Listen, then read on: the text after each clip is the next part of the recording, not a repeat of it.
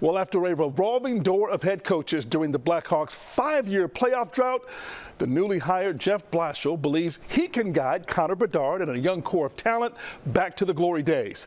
I sat down with Blashill to find out how he plans to return the magic to the Madhouse on Madison. When you were introduced as the 42nd head coach of this proud, historic franchise, you said, "This job, this team, this moment is the exact job I wanted." Why'd you make that statement? Well, I guess that's the way I feel. And I feel that for a multitude of reasons. One is the people. I think it's really, really important to work with the great people and to kind of have a shared vision. There's a number of young players coming at a time where, you know, we have a chance to have not only depth at every position, but great elite players at each position.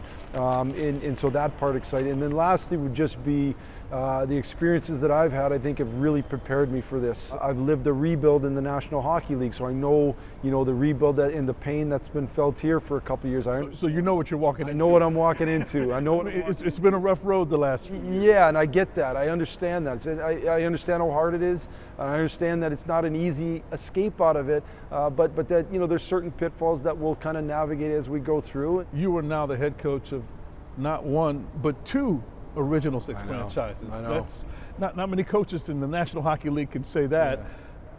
Being from Hockey Town, how does the history of this organization resonate with you? Tons, and certainly know the rivalry between Detroit and Chicago, going back to the Norris Division days, and Chris Chelios is a good friend of mine.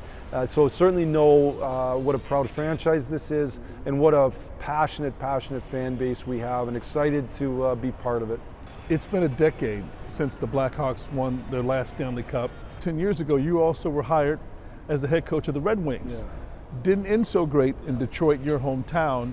As you take over this rebuild, do you feel like it's a perfect fit, because not only do the Hawks, but you have something to prove as well, that you belong as a head coach in the NHL? For sure, and I just, it's a perfect fit in the sense that because of the experiences I've gone through that I spoke about, I know what it's going to take to get this program to the top, and I know what it's going to take for us to get there and win. Doesn't mean it's going to be easy, and it doesn't mean, frankly, that we'll execute it. We still have to go out and execute it. And it's not going to happen overnight. And it's not, for sure. Ultimately, we want it to happen as quick as the fan base wants it to happen. How long before we're competitive? Again, I don't know that answer, but I know if we come, I know that we have young talent. I know that if that talent, one, buys into playing winning hockey, and if that talent, and if we can help that talent develop at a good rate, that we'll be there sooner than later. Coming from Tampa Bay, did you put lightning in a bottle and bring it up here in terms of restoring that culture here with the Blackhawks? Yeah, certainly what my time in Tampa has helped me is just, again, see firsthand you know, what a championship level team, how at the NHL level, what that looks like. And learning from a guy like John Cooper. And learning from a guy like John Cooper, who's certainly one of the very best coaches in the league. Before we let you go, I want to talk to you about your home team, your family. It's such a great moment as you were introduced as the new head coach of the Blackhawks.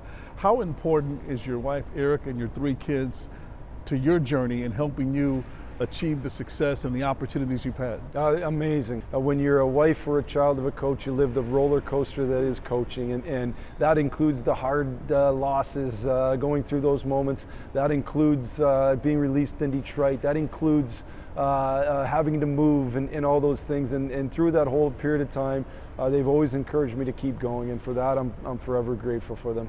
Well, that Indian head looks good on you. Welcome you. To the Blackhawks.